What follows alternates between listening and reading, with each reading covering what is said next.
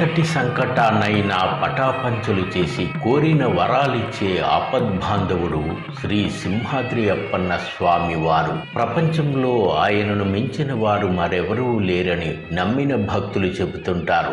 ఆ విశ్వాసంతోనే ఎంత చూసినా మళ్ళీ మళ్ళీ చూడడానికి భక్తజనం తరలి వస్తున్నారు.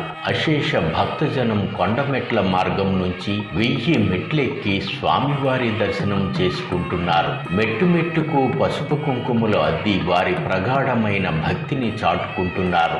శ్రీ వరాహ లక్ష్మీ నృసింహస్వామి వారి తొలిపావంచ నుంచి ప్రతి మెట్టులోనూ స్వామివారి స్వరూపాన్ని దర్శించి కొండెక్కుతున్నారు.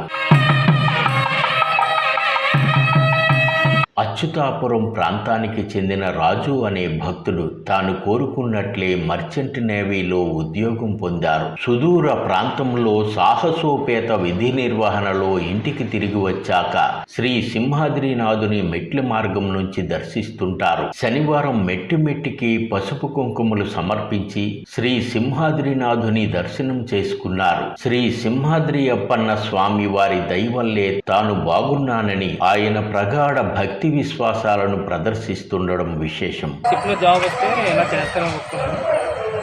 షిప్లో వెళ్ళి వచ్చాక కూడా క్షేమంగా తీసుకొస్తే ఇంటికి ప్రతి సంవత్సరం వచ్చినప్పుడల్లా మొక్కుబడి తీర్చుకున్నాను. ఉద్యోగం వస్తే పెడతారని మొక్కున్నారు, అలాగే వచ్చింది.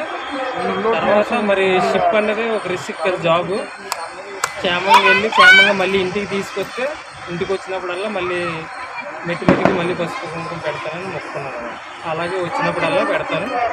డ్యూటీకి వెళ్ళేటప్పుడు గుడికి వచ్చి మొక్కుని మళ్ళీ స్వామివారి మహత్యం కాబట్టి అన్నీ జరుగుతున్నాయి కాబట్టి వచ్చి వెళ్ళినప్పుడల్లా మొక్కుబడి తీసుకుంటాను.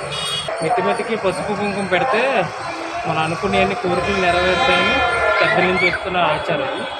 దానివల్ల నెరవేరుతున్నాయి. నాకు నెరవేరింది కాబట్టి నేను